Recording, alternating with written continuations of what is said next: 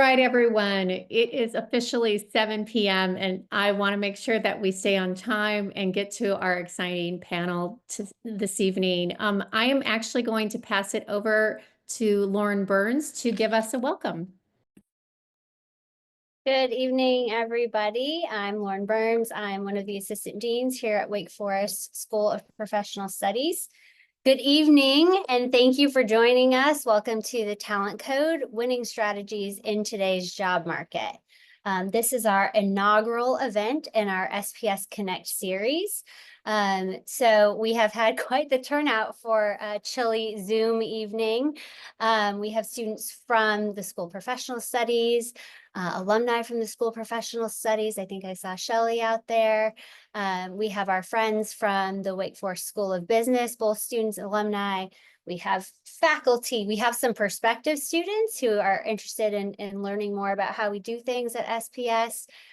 We've got some other program advisory board members out there. So thank you all for joining us. And I hope this is just the first event from the SPSConnect series that you will join and that you will join us for the rest of them throughout the year. So we are here to launch this exciting initiative designed really to bring together industry leaders, students, alumni, faculty for these meaningful discussions and valuable networking opportunities. Even though we're not enjoying an adult beverage at the Charlotte Center while we network, I hope that you can still find ways to connect with each other in your classrooms or in other places. So hosted by the School of Professional Studies, SPSConnect was built as a series to be a quarterly voice to different topics, fresh perspectives, and timely topics across industries and things that no matter where we're working or what we're doing, we're dealing with in today's ever-evolving professional landscape. So tonight we're kicking off the 2025 with a dynamic panel featuring 3 program advisory board members and key contributors to the SPS program portfolio. We are very grateful for all of our program advisory board members, and we have, we don't play favorites, but we have 3 of our most special favorites on tonight for you. So these leaders have all played a vital role in shaping our programs and that prepare our working professionals for success. So tonight you will hear from Christina Valley, who is the RVO at she's the vice president at RVO Health. You'll hear from Kevin Price, who's from Forbes Mazars, and I believe a Wake Forest alumni, and Melinda Cooley, who is a vice president at Honeywell and has been part of our project management advisory board from the beginning. And of course, if you're a student at SPS, you will recognize the wonderful and intelligent Tiffany Tate, who is the CEO and founder of Career Maven Consulting, who is our moderator this evening. Tiffany has been an ongoing advocate for SPS students, advocating for them in their career journeys, and we couldn't ask for a better leader to facilitate this conversation. So with that, I will turn it over to you, Tiffany.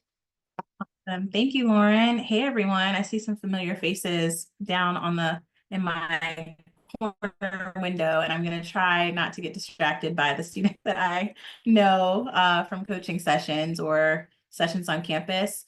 I'm really excited about the conversation tonight, and as Lauren mentioned, the theme for the evening really is 50,000-foot view. What is the code that you continue to crack as you're navigating your career? So I have a set of questions that I will throw to our awesome panelists, and we will carve out some time towards the end of the hour to make sure that we can get to as many questions that you all may have as well that come up for you during the conversation. So feel free to leverage the chat as a parking lot, and our team will make sure that we get to as many as we can before we wrap.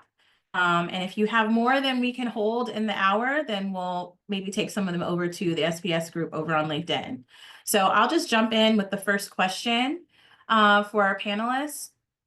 Many of the students in SPS and other programs that are represented tonight, or maybe watching the recording of this later, are often asking questions about how to stand out in today's job market.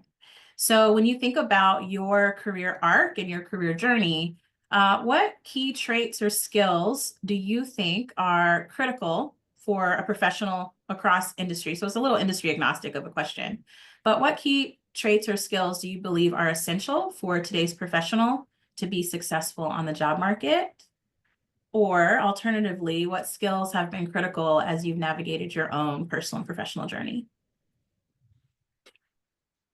And I'm going to pick on Melinda because you're the first square that I I see. felt like I was going to get picked on. Okay. So this is a really great question. I get asked this quite a bit. If I think about like the top 2 or 3 things that you need, adaptability, tenacity, and emotional intelligence. When I think about across my career and the way that things are today in the industry today, most people are looking for problem solvers. They're looking for people, to come in and to be able to make a big impact. They're looking for people to have, tenacity and commitment and to dive in and to, be independent thinkers, to be rapid problem solvers. And to do those things successfully, you have to also have that emotional intelligence. A lot of times people ask me about my career, how did you move up so quickly? Or how did you get this role or that role? Or, what do you know? And I'm like, honestly, I don't know much, but I do know how to bring a group of people together to successfully solve a problem and to drive to a solution and to produce something. And I think that emotional intelligence is one of the pieces that we probably don't spend enough time emphasizing, especially to early career hires. Is focusing on that and the tenacity piece too, right? Like having that commitment to push through, just like you did to get your degree and you did to get your graduate degree and to continue, the learning and the education, having tenacity in tough times, because no matter what industry you're in, there's going to be tough times. But having that ability and adaptability to push through is what helps you in your career and demonstrates those skill sets so that leaders and people in, higher positions and in other areas, see you, have an interest in you, and they want those kinds of people on their team. Absolutely. Thank you. I see Kevin and Christina nodding. Feel free to jump in. Yeah, go ahead, Yeah. Christina. Absolutely. I couldn't agree more with everything Melinda said. If I could just retweet all of that, I would. But I would add a little bit of additional color to some of the same themes.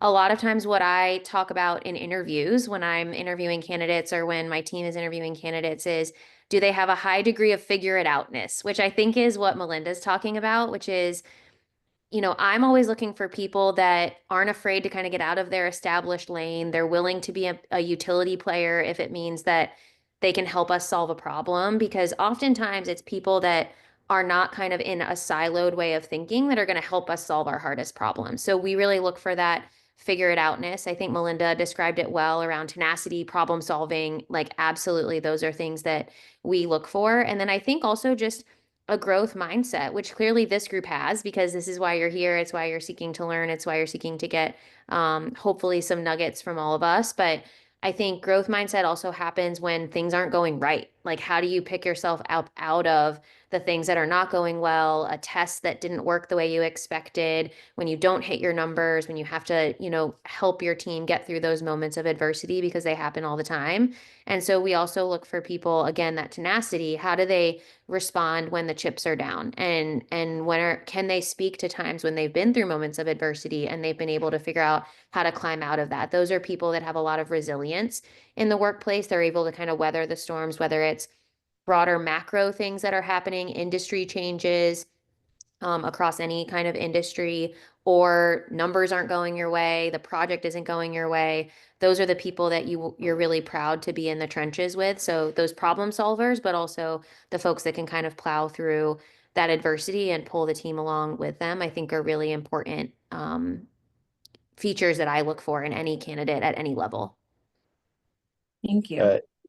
Yeah, so I would add and echo what my fellow panelists have said. Earlier in my career, somebody had to give me the advice to be the person from a subject matter expert or expertise perspective that you're an inch deep but a mile wide in sort of your skill set, right? Instead of being an inch wide and a mile deep, right? So I kind of took that to heart to really build out and craft a wide spectrum of skills and abilities. And grittiness is something that I look for in candidates. Adaptability to the situation, being under pressure, how you kind of act under pressure. And this really great mentor that told me earlier in my career, people vote with their feet. And so once I started to really kind of understand the agility mindset, recently in my career for my firm, I oversee quite a few of the administrative functions, compliance, government compliance on some aspects, employee engagement, experience things. And so I was assigned, or I was asked, or voluntold, depending on how you want to look at it, to take on this particular function. And I had no clue early on about any of the expertise in this particular function, but the skill sets I relied on were, hey, I'm a deep learner, I'm a lifelong learner, and did as much research and investigation into it, and met with other experts, and just tried to really dive down deep into it, and once became somewhat proficient in that and leading that function now for the firm. Feel pretty good, and I'm starting to notice that, oh, hey, here's another issue, another problem that's popped up, and it's not uncommon for me to get a call on, a random hour of a random day. Hey, what do you think about this? Or right now, honestly, navigating these executive orders, I'm not an attorney, but I kind of feel like I've hit the prerequisite in the past 2 weeks to be able to sit for some of these. So those are some of the skills that I would recommend along with my colleagues here. Thank you, Kevin. I kind of want to double click on something you said, and thank you for sharing that very personal story about someone calling you and saying, hey, we want you to take on this huge body of work. I think those career leaps, or those career, we call them sort of stretch opportunities, right? When you're early or mid-career, are transformative for people. Yeah. And I'm sure that many of our audience members are wondering, like, how did you, before you got a call like that, what are some of the things that you did to show that you had the ability to leap into a bigger seat like that, or share your personal brand so people knew that you had the grittiness and the ability to do that? Really kind of focused on trust. Wanted to make sure that I could build that trust, that I could be trusted. One thing that I've never been afraid to say, and my career actually starts all the way back into the military as a young officer coming out of college, and they always told us then that there was an appropriate answer to say is, I don't know, but I will find out, sir, or I don't know, but I will find out, ma'am. And that's kind of carried me through my career. I am not afraid in some instances to say, sir, ma'am, CEO, whoever it is, I don't know, but we're going to find out.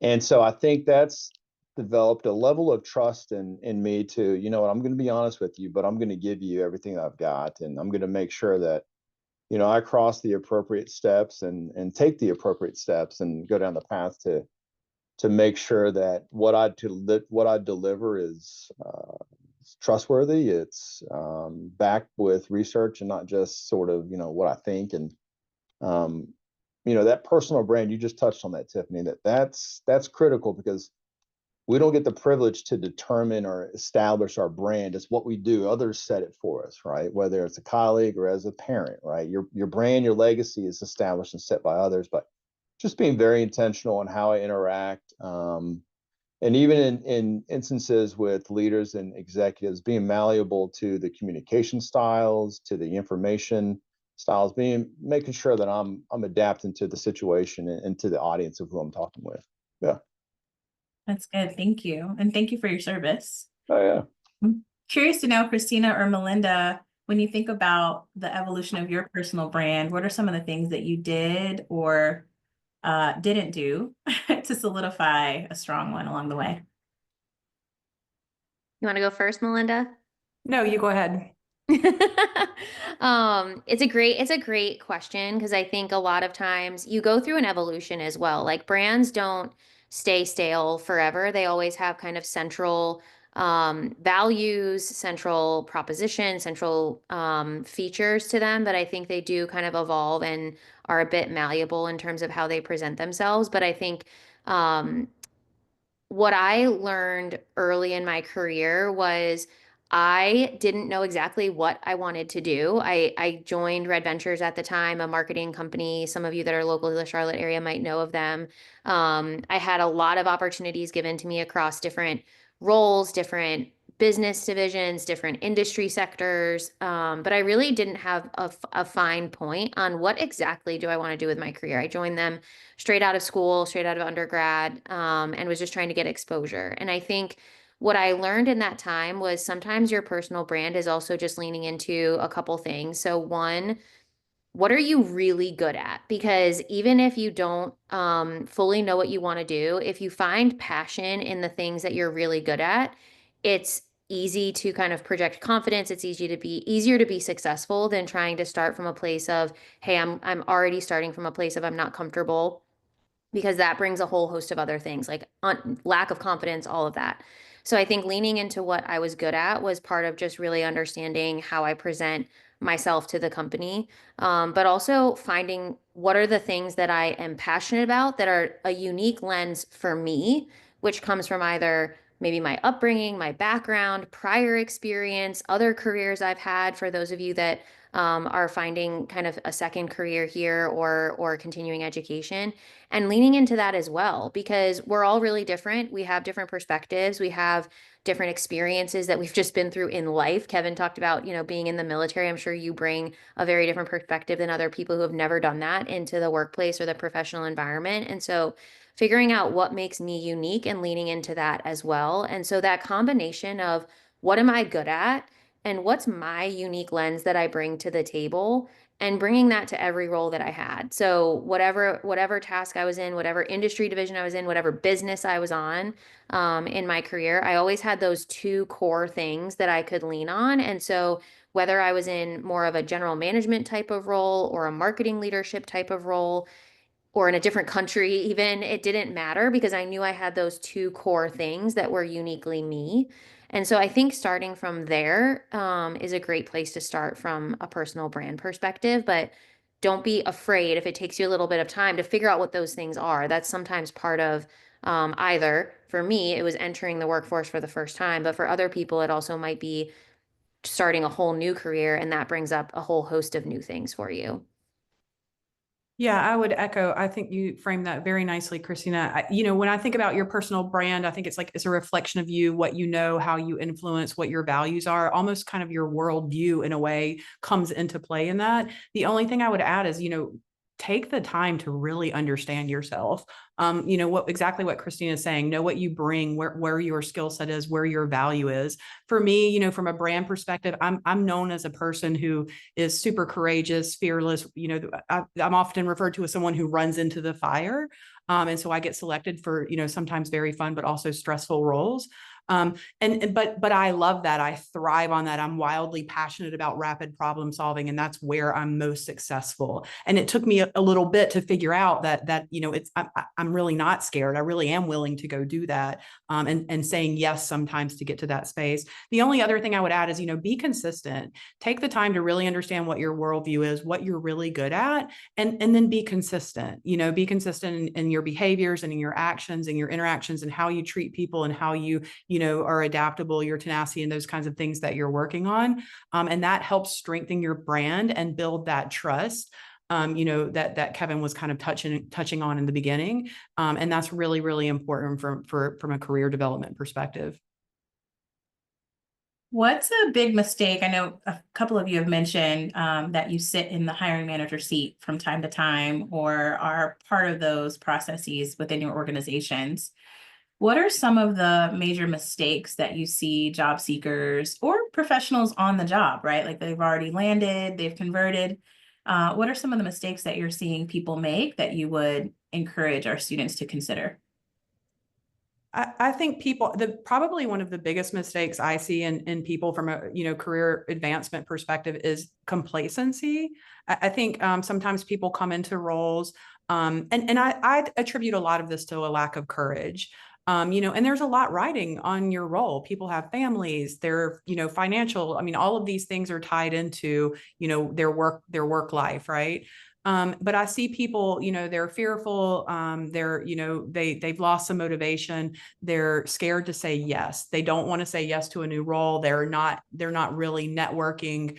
They desire something, but they're not taking the steps to lead themselves into it, either through mentorship, through networking, through applying, through collaborating with peers and other leaders or HR or different groups in their organization. And so I think the complacency. It's easy to get burnout. It's easy to get complacent in a current spot and think, oh, this is it.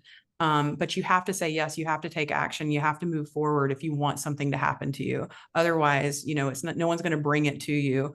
That's few and far between that happens. So you've got to at least take some kind of steps and be courageous. Thank you. Hey, one thing that I'd add to the conversation, and I've seen this and I've had to coach 2 new individuals within the past couple of years, is really smart people have joined the firm. And the advice I had to get to both of them over the course of the first couple of months was to not feel this need to have to be the smartest person in the room, right? They are smart. They've got the credentials. They've got the experience. And I don't know, I'm not an IO psychologist. I can't tell you why they were doing it, but it was kind of knowing the culture and the ebbs and flows of how the firm operates and how the leaders do is to show up, right? I mean, the adage of, speak a little, listen a lot, so that when you speak, you're understood, kind of stuff. And that was interesting feedback to have to give, because one was a PhD, and I had to just tell this person, hey, look, really brilliant. Like but just know the culture, find out the culture when you join a new firm, and don't feel this, I say, insatiable need to be the smartest person in the room. And that was some raw feedback, but I hope it was helpful, because I wanted to see this person establish the right brand and for them to get recognized for the expertise and the brilliance they were bringing to the firm.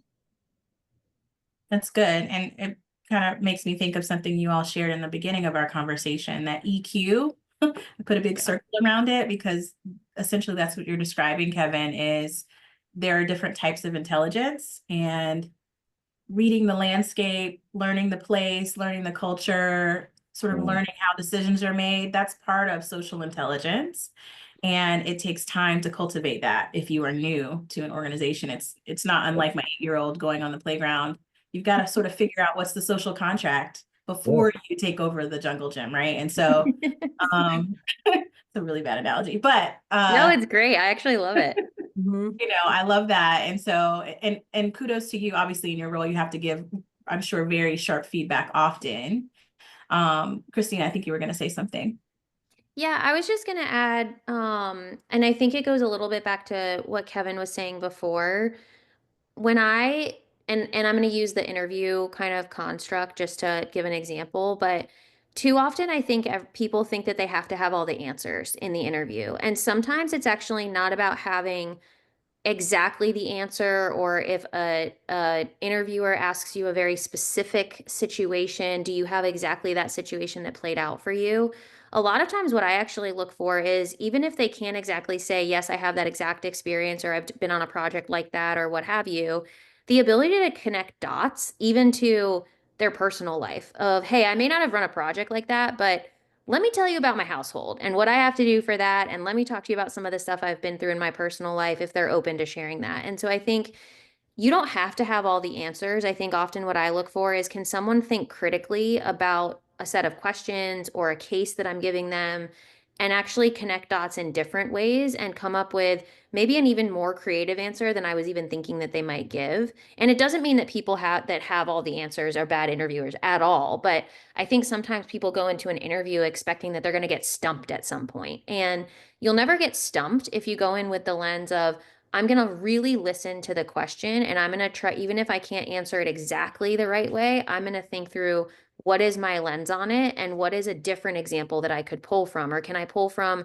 my educational background, or can I pull from something else that shows the root of what that interviewer is looking for? Are they looking for problem solving? We all problem solve in our daily lives all the time. It doesn't mean that you have to pick a specific work example, and that one's maybe overly reductive, but I think making sure that you don't go in thinking that you have to have all the answers, because I think so often that leads to people tripping themselves up because they're maybe not as confident, expecting that they're going to get caught in not having an answer or not looking good or whatever it might be. And so I think just embracing that critical thinking lens, that it's just a conversation. And I know that, there's a lot of pressure in that moment for sure. I don't discount that at all, but if you go in with that different lens, I think that you can have a very different type of interview.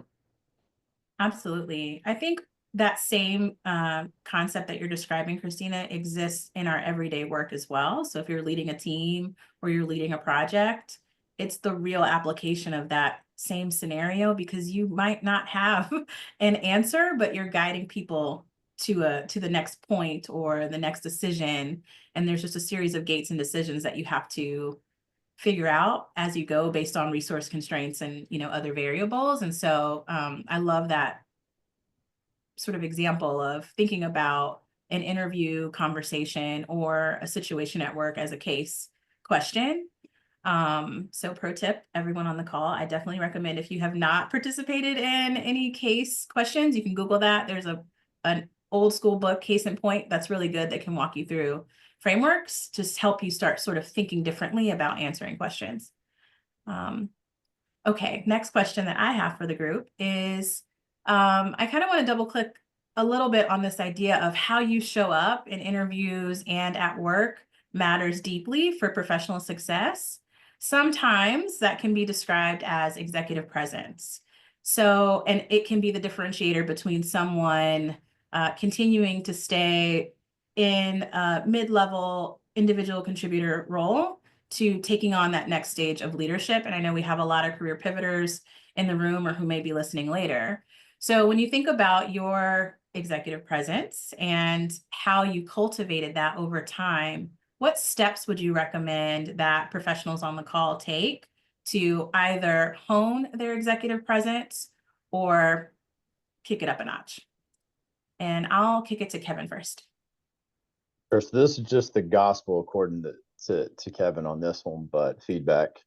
continually get feedback, because your mirror could lie to you and you may think that this is your brand and this is how you show up but to get feedback from those people, and I say this delicately, like, get the feedback from the people that you know that you trust are going to be honest with you, right? Because if it's somebody that you know, may just feed you what you want to hear, may not be great. I know I've received feedback years ago, over a decade ago, and somebody was like, hey, you're kind of difficult to work with.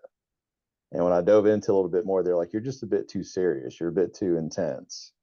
And, you know, we all are who we are based on where we came from. And, you know I can be a bit intense because I like to execute and deliver a great product. I like to meet all the expectations and exceed what's expected of me. But when I got that feedback, it really, it hurt. It stung, right? What do they say? It cuts like a knife. It was more like a scalpel, right? It was a little incision that I needed, but, you know, I remember it wasn't terminal by any chance, but it was honest. And I made the appropriate pivots. And I think it takes some courage to continually ask for that feedback. Right. And it is not uncommon for me to ask my wife, hey, look, because, you know, I work from home primarily. So sometimes she'll hear me and she's like, hey, did you really need to deliver it that way? And I was like, oh, that's good. So, yeah, that would be my unorthodox advice, is to get that feedback, continually hone your executive presence, and make sure that you're keeping honest to it. Yeah, that's a pretty good gospel. I would echo that. Asking for feedback often and taking the constructive bits and applying it is where the development begins, right? Like the learning begins. Christina, I think I saw you getting ready to jump in. Yeah, Maybe. I can, and I would agree with everything Kevin said. I love that gospel. I think that's great advice, and I ascribe to that too, even though, you know, growth is painful. Otherwise it wouldn't be growth. So definitely do that. And then what I would just add on top of that is, when I think about executive presence, I also just think about that adaptability. So a lot of times executive presence is about how are you creating real discernment around a situation, the audience, the size of the audience, kind of reading the broader situation to figure out, all right, what am I trying to communicate? At what level of detail? How does that person best receive information? How do I actually make their role in this easier because I'm being clear, concise, whatever it might be? So I know that, you know, to my boss, the CEO, I have to speak in bullets to him. He doesn't have a lot of time. I got to get to the point quick. For other people, I got to kind of bring them along on the journey. And so it's really spending the time even in one-on-one and influencing, not in the meeting, but influencing before the meeting and getting alignment before we even walk in somewhere together. And so it's really just about reading the different situation, and someone that's very junior on your team might need very much a different level of detail, of a different type of narrative, a different way to describe something versus the CEO of the company or your manager or your peer stakeholders even. And so for me, like, a lot of executive presence is that I've learned over time is just learning that adaptability in communication style, how I speak to those people, what level of detail, how much context do I need to give? Are they someone that prefers to be in the know before a big meeting, or are they okay if I bring something up for the first time in front of other people? So ultimately, it's just about knowing the situation, knowing the people that you're going to interact with. How do they perform best with the information that you have that you're trying to either get to a decision or get a question answered or whatever it might be. And I think that adaptability and that discernment and being able to actually kind of modulate your approach based on all those different factors is key to executive presence. So I think about that a lot. Great. Thank you, Christina. Yeah, the Go ahead. only thing, so those are great answers, 100% aligned, violent agreement. The only thing I would add, I guess, then from, maybe a more technical aspect is, manage your energy. Body language matters, speak with, be concise, be clear when you're sharing the story. If you're ever talking to and reporting out to an executive, a piece of advice, I was getting some very candid feedback during a presentation to the CEO of Honeywell. And afterwards, my peer who had asked for the feedback was like, "You never say yes or no." And I was like, "What do you mean?" And you're like, the CEO asks a question, he's like, and you give the explanation, but you won't commit to a yes or no. And I was like, "Yes, you're right. I'm scared. I don't want to commit." But that's one piece of advice. I have been in many rooms with many, high level executives over the years, and when they're looking for information and the stories being shared, and they ask a question, it's okay to say yes, but here's what we're going to do about it, or no. And I've really adjusted even my report outs in those kind of like what Christina's saying, when I'm reporting out at those executive levels, and I'm asked a direct question, I always start my answer with a direct yes or no.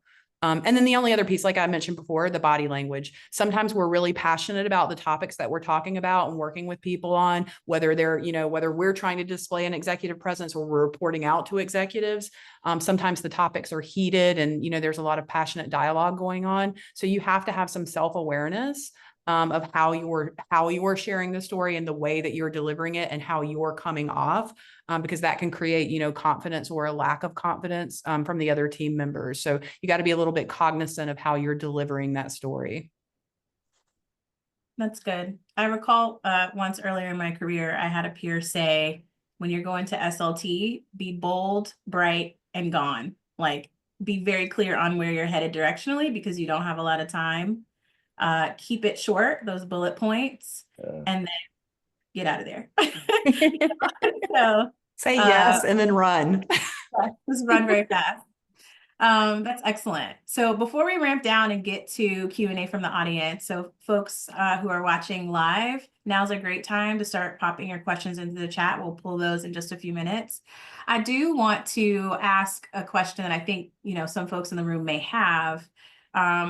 It's sort of come up in the last couple of questions, this idea of knowing your audience, getting to know your people, what they need, and this concept of cultivating a network and gathering your people, maybe inside an organization and out, is huge. But I think when folks are thinking about their career transitions or job seeking or even growing within an organization, sometimes networking can feel or sound transactional. So when you think about how you've leveraged your own network, how you've built one along the way, what principles would you recommend or share for our students and alums on the call?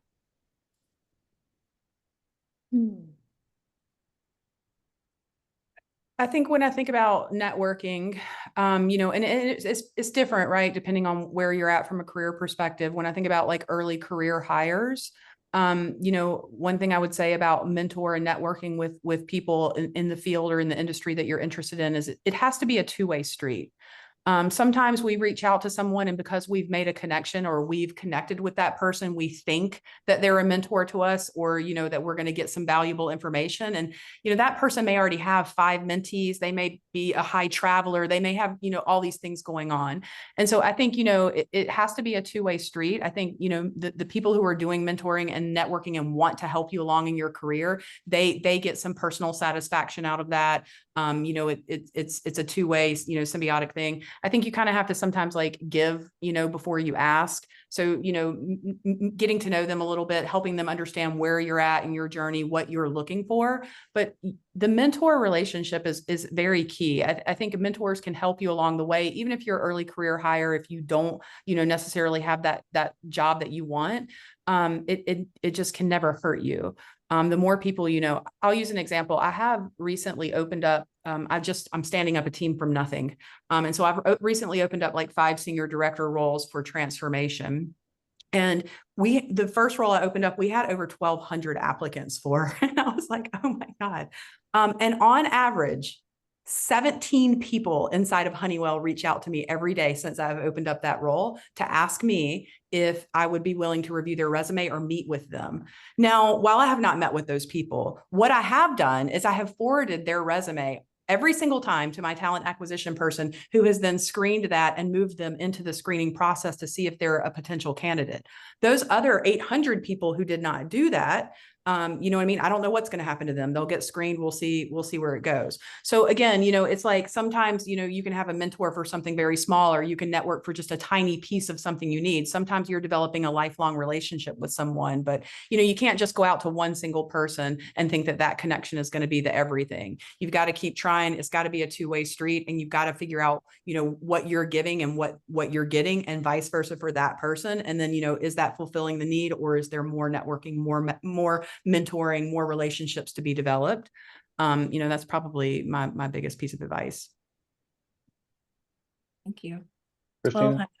Yeah, I was going to say something along similar veins of something around either being patient, but also quality over quantity. I know, and I work with several people that it seems like they have mentors for everything, right? I was never that person. It actually took me a long time to find a mentor that I really felt like I connected with, where it was easy. We could talk about anything. They also didn't tell me, to Kevin's point, they didn't just tell me what I wanted to hear. They told me the hard truths sometimes. And so on the first side, I would say be patient and wait for that right connection, because when you find that connection with a real mentor, you will feel it. It's different. It's the difference between having a friend and a best friend. You just know it when it happens, and it feels a little bit different. So just be patient and don't try to, doesn't mean don't reach out, doesn't mean don't try things. There's, you know, a numbers game to be played sometimes in that, but you'll know when you find that right fit where that person really kind of gets you and gets your intention and gets where you're coming from. And so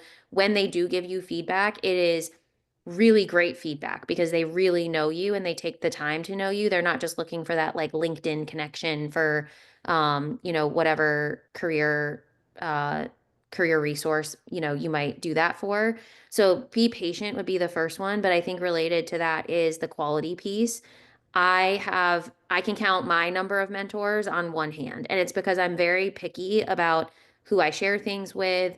I'm also very much with those people an open book. I tell them a lot about what I'm going through in my life right now, so that as I'm going through things at work, they can really understand, well, do you really want to step into that role right now? Because that sounds really complex or really chaotic, and you're going through a lot in your life right now. Like maybe now is just a time to be in a role that feels a little bit more comfortable, where you can also be successful, because your career does kind of take those undulations as you go through life.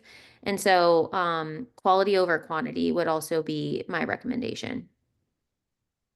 What I would add to, and echoing what Christina and Melinda have said, you know, from a mentor perspective, for me, throughout my career, I think I've kind of had like the reason, season, lifetime approach, right, to mentors. Like you do friends, you know, you have friends that are there for a reason, for a season, and for the lifetime. And you know, I've had mentors that have been great in the moment, or part of a project, or for sort of a segment of my career, and or a role. And those lifetime mentors that, and I can name all 5 of them.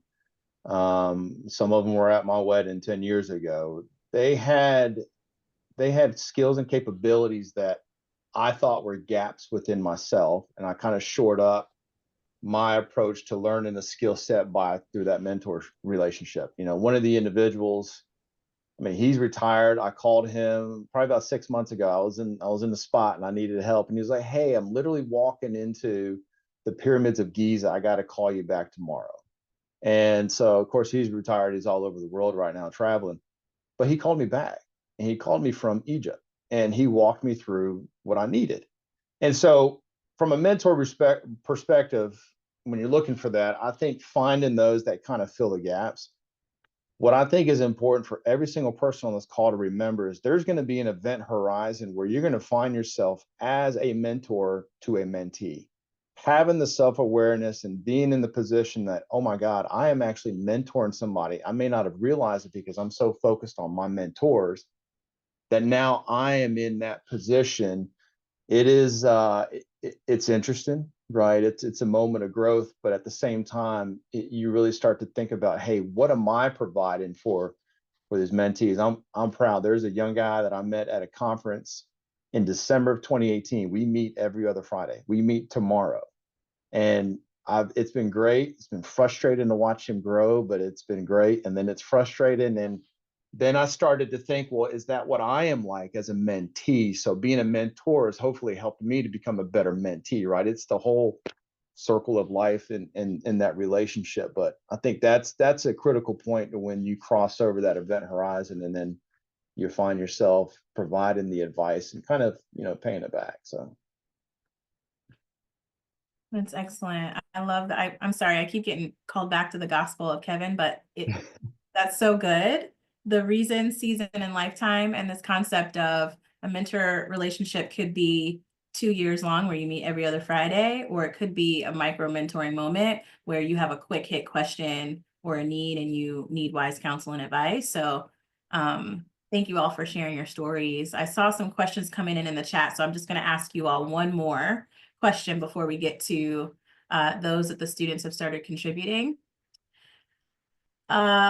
What is one unconventional career strategy or piece of advice for the job search that has worked for you in the past but is not commonly discussed?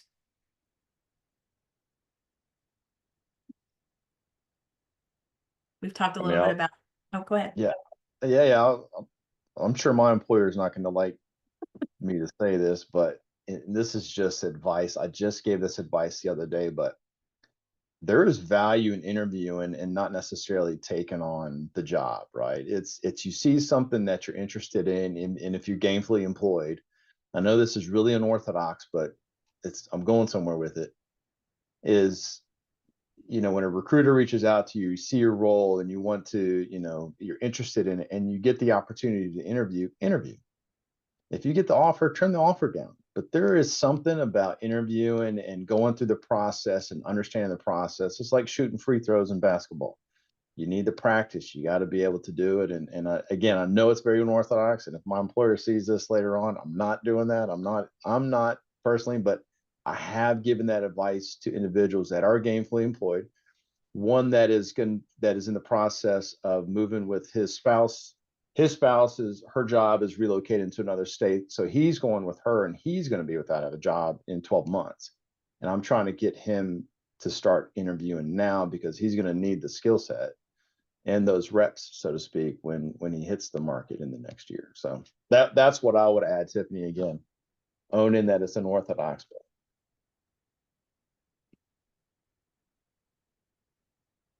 Christina? Yeah, I would totally agree. I think, and I actually encourage, sounds similar to Kevin, I encourage my team to do this as well. So different situation. These are folks that are currently employed, but I actually encourage my team to look and see what's out there, like know the market, because if I can't get you in the right spot, or I can't provide the trajectory here at our company, I care about them as people and want them to land in a spot where they can be successful. And so I just think it's good practice to know what the market is and practice, do the interview. I've done that as well. I've taken interviews with jobs that I had no intention of taking on, but I met some great people and expanded my network as a result, and I got my name out there. I got more companies to know who I am, or people to know who I am in this job market. And so even if you're looking at a role that maybe for those that are not gainfully employed right now but are thinking about it, and I saw a question about this in the chat, apply for ones that you maybe don't even think that you have all the skills for. And obviously, don't embellish your resume at all, but be honest about why you think that you have the tenacity or the grit or the problem solving skills or the growth mindset to figure it out, and emphasize those types of things. Emphasize projects where you stepped into something completely unknown and you had to figure it out. I went to Brazil not knowing anyone, not knowing the language. I had to launch a company there and I had to figure it out. And so lean into those types of projects where even if it's, you don't have maybe a specific skill that was a bullet in the job description, lean into the broader skills that you have that maybe hit on your ability to be successful in that, even if you've never had the skills. And so apply for things that you maybe don't think you're eligible for. If you can't get that role, apply for a role maybe down or over from that at the same company. If you're really interested in that company, get your foot in the door. But get out there and just practice. Get your name out there. Say yes to things. Maybe not the offer, but at least say yes to the interview. I think those are really important things to try.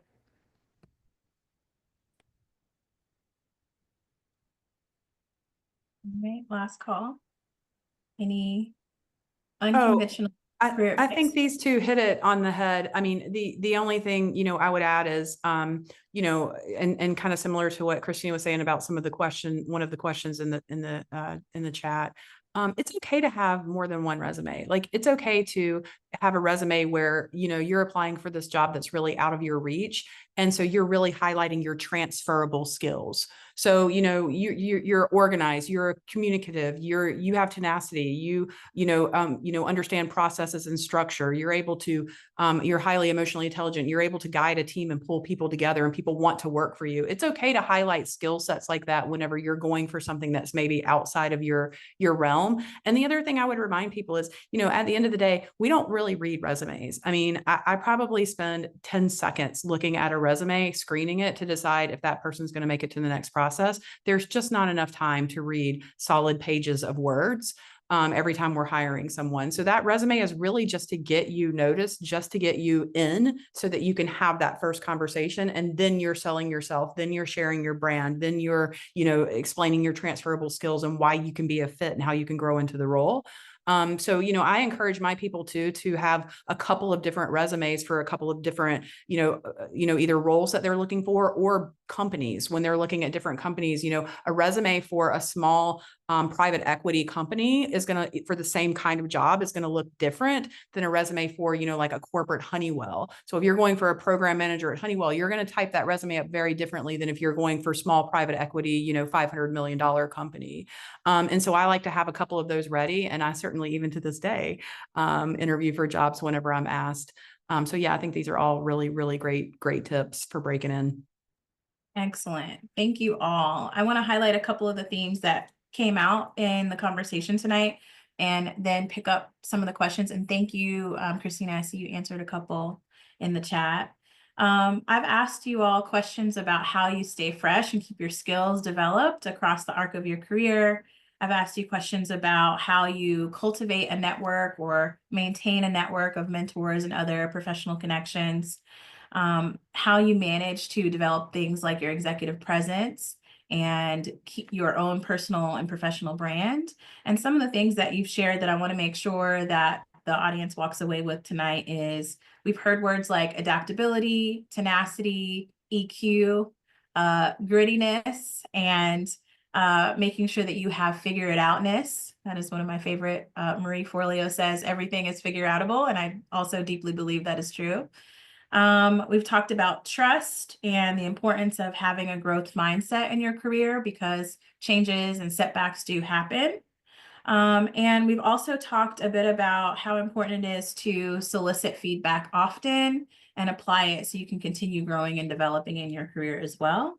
And then when it comes to professional relationships, there is a big emphasis on quality over quantity. I would say that's a through line for many of the responses that you all shared tonight, that it's really important to be thoughtful about, why is this on my resume? Why am I sharing this in an interview? Why do I want to spend time with this person? Or why do I want to ask this person to spend time with me? And being really thoughtful about how we're investing our time and our talent day to day in interviews and in the workplace. So thank you for sharing your insight and your wisdom. I'm going to transition over to the chat and pull a couple of the questions out. One that I see is, what are your most effective strategies for having difficult conversations in the workplace? Ooh, I like this one. So I spent most of my life in supply chain and manufacturing, so there's a lot of opportunities to have difficult conversations. I think there's two things that I really like to do whenever I have to have a stressful conversation, or a conversation where I know that that employee or that person, even if it's, a peer, an employee of mine, whatever it is, if it's probably not going to be received well. And the first thing is timeliness. So I don't let grass grow between that. If there's something wrong, or something's, we're not aligned, or maybe my employee is like, off course, or maybe something, happened that shouldn't have happened. I really like to have that conversation as quickly as possible. The other thing is that conversation can be a conversation between me and an employee, or me and a peer, or me and a colleague. It does not need to be in a group in front of other people. So I think privacy is really important. And then the third thing, whenever I have to do that, is I really like to give a very specific example. Because a lot of times I find that when we're not aligned, or something happens that really shouldn't have happened, people usually have pretty good intentions. Sometimes they have personal things going on. Sometimes it's a very passionate topic or subject. And so I like to be very, very, speak with candor, very straightforward, very transparent, and then very open to receiving the feedback and having a two-way conversation. And my experience is, while that makes everyone very uncomfortable when that conversation first starts, I have the best results doing it that way. And that's really, how I've been successful in, turning around these kinds of situations, or turning around uncomfortable situations or scenarios, with an employee or with a peer or colleague. Excellent. Thank you, Melinda. Other questions in the chat? Sorry, it's moving.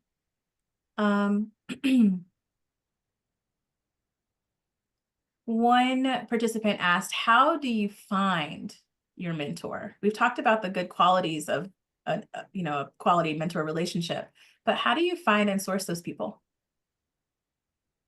Yeah, I can jump in there a little bit. So, I'm kind of hearkening back to two mentors that I have that I still use to this day. One of them has become just a dear friend. Similarly, it was at my wedding, similar to what Kevin said. And one is someone that's really different from me, but therefore they give me sometimes the best feedback, and I sought them out because their skills are really different, both of whom I worked with at a given time. So, for me personally, and just maybe it speaks more to me and just my style, I'm not someone who is overly kind of out in the community and kind of fostering those types of relationships. If you are that kind of person, I actually really envy you.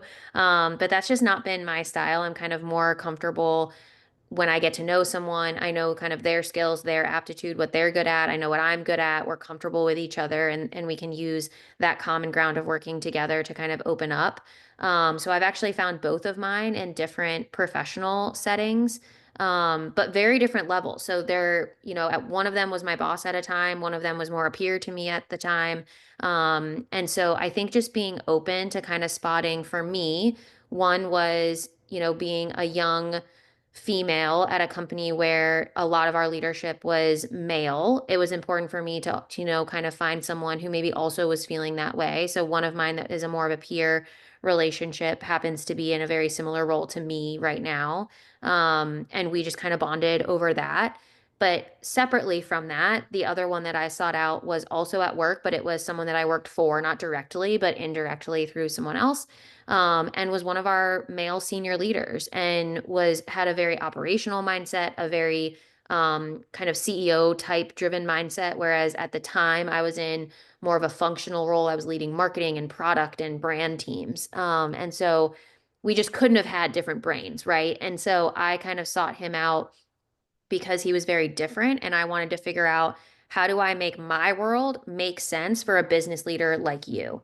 And so there was an element of, I knew that we together would have a better working relationship, better business results if I could better translate the work I was doing to business results. He knew that, appreciated that, and so he was willing to invest the time in me to share with me those perspectives, help me grow, help me develop, give me constructive feedback, because he knew that he was also getting something in return. The business results would be better if I could show up in different ways for him that made him feel more successful. And so I happen to find both of mine at work. I'm curious if the other panelists found theirs outside of the work environment and could maybe speak to that for some of you. But I think being just open to, it doesn't have to be someone more senior, it could be a peer.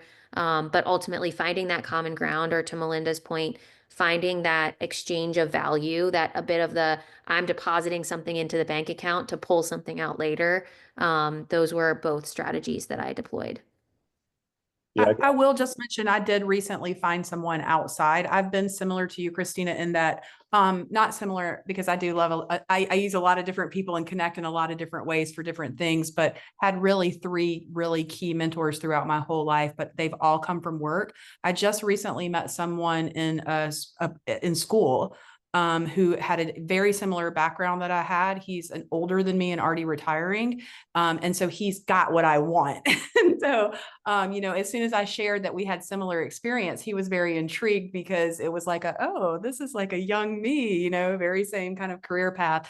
But again, I will emphasize, similar to you, is you have to have that connection. You said earlier, it's like, as soon as you start talking, you'll just know. And it's like, you make this really great connection, and that's how it's been. But this is my first mentor that I've had outside of work. So the relationship's still early on and new, but so far it's been really, really great.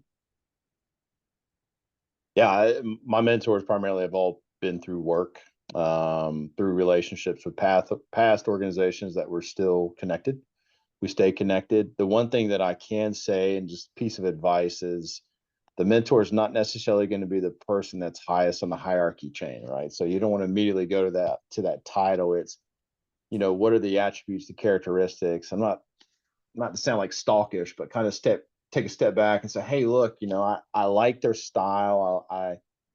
I respect it. I'd like to emulate it, and kind of finding the values and the attributes of how they perform in the meeting or in conversations, or even how they treat other human beings. I mean, those are the things that, there were people that I thought would be mentors for mine, and then our interpersonal skills, they just weren't aligned. So there was no longevity to those. So. Awesome. Thank you. So I do want to flag that we are getting close to the end of our time. So I can't ask all of the questions that are in the chat. I do want to do a quick shout out to all of the SPS students on the call or watching later. There are a few very kind of technical resume related or interview capability questions and things related to how to share the professional experience you've had to date in a new industry. Highly recommend that you check out Pearl Cafe. You can schedule a call with a career coach at a time that works for you and bring those questions to the call to get help specific to your situation. So want to highlight that, and I will drop the link in the chat shortly. But before we transition and wrap up the session and I hand it back over to the SPS leadership team, I have one last very quick lightning round question for you all. If you could distill your career wisdom into one key takeaway for our audience, what would it be?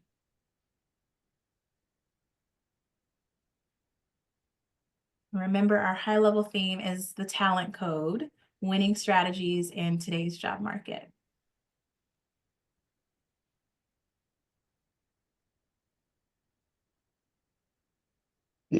So I'll go. This is a really cool week for me, Tiffany. So not only getting to speak here today at Wake Forest, Tuesday, I was invited up to Howard University to talk to the business school and the students there. And, one of the messages that I gave them was failure is inevitable, right? There's going to be failure. It's how you get up, how you kind of bounce back, and, your grittiness. And afterwards, several of the students came up and they were asking, how do you avoid failure? And what I said to them is what I would say to this group is fear is okay. Panic is not, right? Being afraid of failure and when that happens, and even just any kind of fear and anxiety, that's okay, right? But the panic is not, right? Fear keeps us sharp, it keeps us on our toes, and it allows us to kind of make the right pivots. And that was my message to those students. Granted, these were freshmen and junior, which is a little bit different than our audience tonight, but we're all human beings and still have the same sort of level of emotion. So knowing that failure is going to happen, how you bounce back, and it's really important to your leaders and to your colleagues and your peers to see how you do bounce back from the failure. It is important, but just don't live, afraid of fear, if that makes sense. But that would be, again, my unorthodox advice. Thank you, Kevin. I think mine would just be kind of it's a little similar to Kevin, but like really just a one-liner, like be courageous, say yes, say yes. Good things will happen. Yeah, I usually, Melinda, I usually tell anyone that works for him, say yes to anything. You'll always learn something. So I would agree with that one. And maybe to layer onto that one, I would also just say that you don't have to have it all figured out right now. Sometimes at any point in your career, whether this is a career pivot or this is entering the workforce or the corporate world for the first time, sometimes it's also just about finding out what you don't like and what you're not good at. Because if you don't know what that ultimate statue is going to look like, and I use this metaphor a lot with people that I'm career coaching, sometimes it's just about chipping away and being like, nope, it's not that. And it's not that. I don't like that. And I'm not good at this. And I don't like this industry. And I don't like this company. So treat every opportunity as just that. It doesn't have to be permanent. You can always leave. You can always change. You can always try something different. And in that, I think you'll also find a lot of that courage of, okay, this isn't, a life sentence. I think this is interesting for these reasons. And I'm going to get really clear about why I'm interested in that thing or why I'm passionate about that company or why I want to interview in this place. But just knowing that it's just at minimum, it's just an opportunity to chip away one of those rocks on your path to finding what that statue looks like. You don't have to have it all figured out right now. I certainly didn't. So would encourage you guys to kind of step into the unknown of that as well. And just at a minimum, you're just chipping away pieces, and that's okay too. Excellent. Thank you all so much for sharing your time with us tonight, your insights. I was scribbling notes furiously over here, and just appreciate you taking the time to have this conversation and share your professional journey with all of us. I am going to hand it back over to the SPS team. Lauren may want to close us out.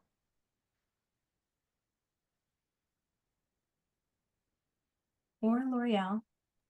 I'm happy to jump in and just echo the thank you, Tiffany, that you gave to our panelists. I took away a lot of notes as well. And Tiffany, as always, thank you so much for moderating the conversation and asking such awesome questions. For those of you who are on the call and you had a question we did not get to, we are going to capture those and take that conversation into our LinkedIn community.